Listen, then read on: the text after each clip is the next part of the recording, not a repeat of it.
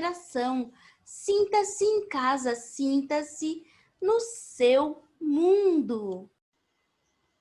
E hoje, dia 17 de dezembro, vou deixar aqui um grande abraço a você que faz aniversário hoje. Receba nossos parabéns e de quem te enviou essa mensagem também, que é inspirada no livro Não Leve a Vida Tão a Sério, de Ru Prater, que nos ensina pequenas mudanças para você se livrar de grandes problemas. E olha só, iniciando hoje o capítulo 4 com o título Colocando a Mágoa de Lado. A felicidade e a frustração são sentimentos que acompanham o homem desde o início da vida. É surpreendente a frequência com que os bebês choram e criancinhas de 1, 2 ou 3 anos de idade se frustram ou se irritam. Nem a objetividade de uma criança altera a natureza do mundo, que, convenhamos, não funciona lá muito bem. As crianças são as primeiras a perceber esses, entre aspas, erros de projeto, mas conseguem desfrutar novamente um período tranquilo, assim que recuperam a sensação felicidade. Ao passo que os adultos, em geral, permanecem frustrados. Por que isto acontece? Pode-se alegar que a inexperiência das crianças cria problemas imaginários e que, por isso, a frustração é uma consequência previsível. Poder-se-ia esperar que os adultos tivessem mais facilidade para se movimentar pela vida, mas a verdade é que poucos resistem à tentação de inventar crises sem o menor fundamento. Olha, não queira controlar o mundo. Costumamos dizer que as crianças não têm obrigações a cumprir, mas se examinarmos mais atentamente o cotidiano de qualquer uma, é fácil constatar que elas têm objetivos tão importantes quanto qualquer adulto. A diferença é que os adultos não levam a sério seus objetivos.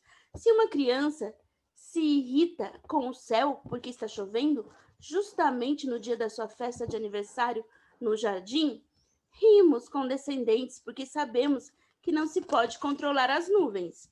Se o irmãozinho de 1 ou 2 anos tenta fazer o bebê entender os diferentes poderes de cada super-herói de brinquedo, nos divertimos com o fato de ele não entender por que o bebê de 6 meses não pode ser o companheirinho de brincadeiras ainda.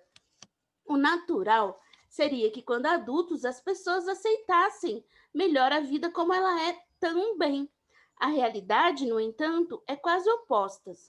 Não nos revoltamos com o céu, que se recusa a fazer tempo bom para nosso churrasco ao ar livre, mas, em compensação, nos irritamos com operários barulhentos, com os atrasos, com as reservas equivocadas no avião, com os maus motoristas que atravessam o trânsito na via expressa, com as lojas que fecham 10 minutos mais cedo e até com os colegas que usam perfumes tão fortes que nos sufocam, como se pudéssemos controlar isso mais do que podemos controlar as nuvens no céu.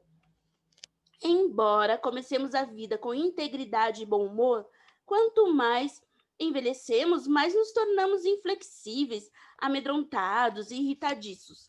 Como a curiosidade natural e a alegria inicial diminuem, tudo fica mais difícil, inclusive fazer amizades. Também ficamos menos generosos e mais infelizes. Fato é que, de modo geral, poucas pessoas suavizam com o passar do tempo.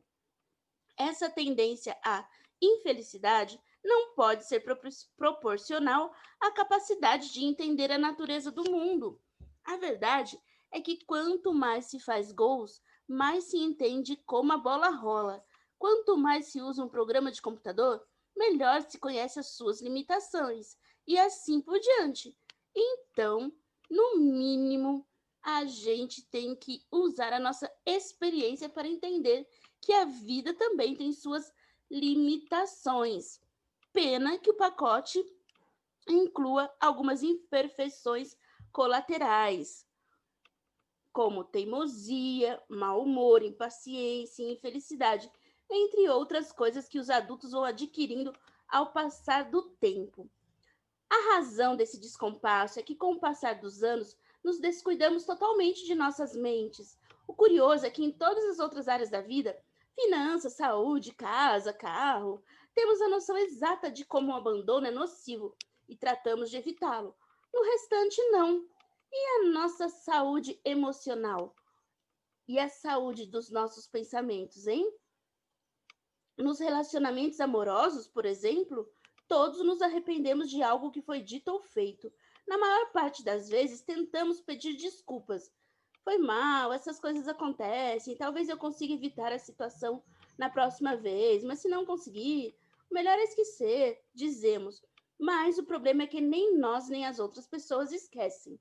Se você teve a oportunidade de conversar com alguém à beira da morte, é provável que tenha ficado impressionado com a quantidade de mágoas que uma pessoa acumula ao longo da vida. As maiores queixas estão relacionadas à maneira como magoamos certas pessoas. Raramente se referem a objetivos não alcançados, experiências ou viagens não realizadas.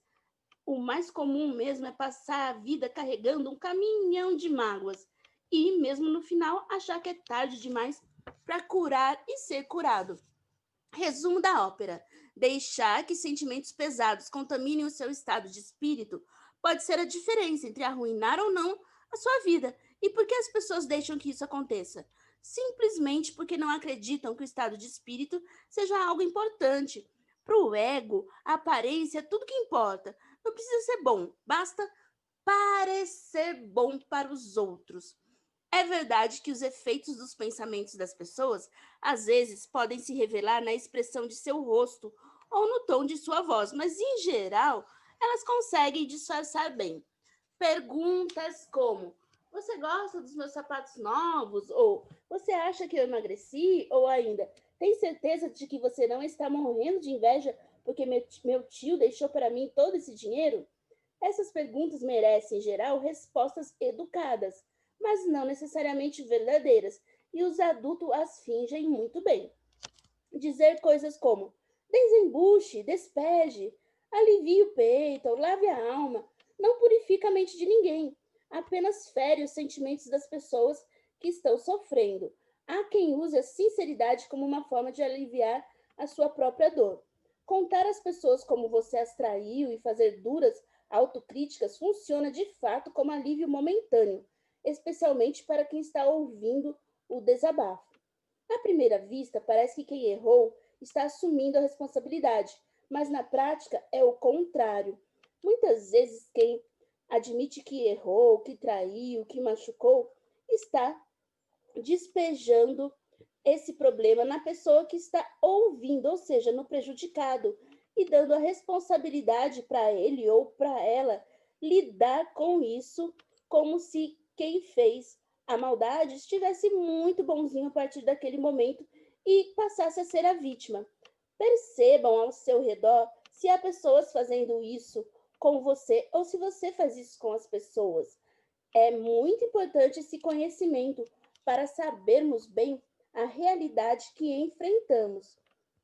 À primeira vista, parece que quem errou está assumindo a responsabilidade, mas na prática é o contrário. Ao concordar com a pessoa que você ama que ela está envelhecida ou ao informá-la de que teve um caso extraconjugal, você está falhando como amigo e como pessoa, abrindo as portas para se autodestruir e certamente deixando de purificar a sua mente.